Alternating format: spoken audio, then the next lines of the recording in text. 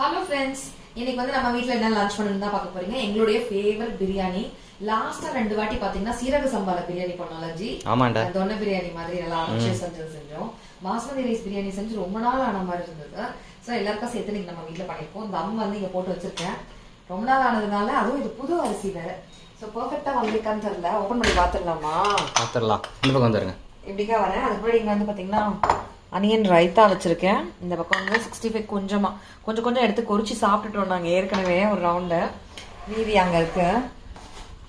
Egg boil பண்ணிட்டுமான்னு கேட்டா வேண்டவே வேண்டான்ட்டாரு.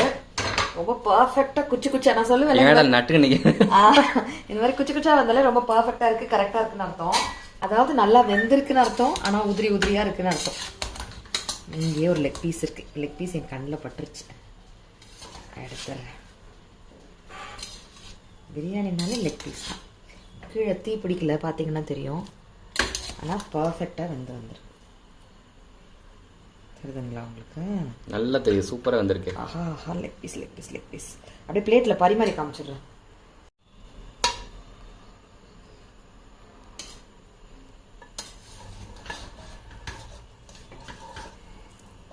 ஆஹா, எல்லா இடத்துலையும் லெக் பீஸாகவே இருக்கான் இல்லை? இவனும் லெக் பீஸ் தான். மொத்தம் 4 லெக் பீஸ் இருந்துச்சு சமைக்கும் பொழுது. லஜி ஆமா,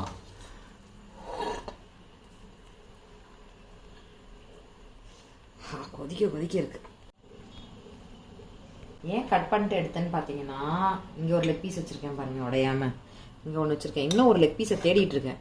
உடஞ்சிடக்கூடாது, முழுசா வைக்கணும்ன்றதுனால தேடிக்கிட்டு இருக்கேன் நான். வேற ஒன்றும் இல்லை. இந்த ஒரு அப்பா உடையாம 3 எடுத்து வச்சாச்சு. ஸோ ரைஸ் உங்களுக்கு பார்த்தாலே தெரியும், ரொம்ப பர்ஃபெக்டாக வந்திருக்கு. இங்கே பரிமாறியாச்சு. வா அப்படி வச்சிருவோம் மேலே. செம்மையா. இங்கே பாருங்க, இது என்ன பீஸ் ஜி? இதுவும் லெக் பீஸா ஜி? அது எனக்கு தெரியாது. இது என்ன கோழியோட கால்? இது கோழி குட்டியோட கால் மாதிரி இருக்கு. அது என்ன பீஸ்ன்னு தெரியல, தெரிஞ்சுட்டு தான் சொல்லுங்க. அவ்வளோதான். இதுதான் எங்கள் வீட்டில் இன்னைக்கு லன்ச் மெனு. ரொம்ப நாள் கழிச்சு நம்ம வீட்டில் சிக்கன் பிரியாணி. கொதிக்க இருக்கா? இருங்க.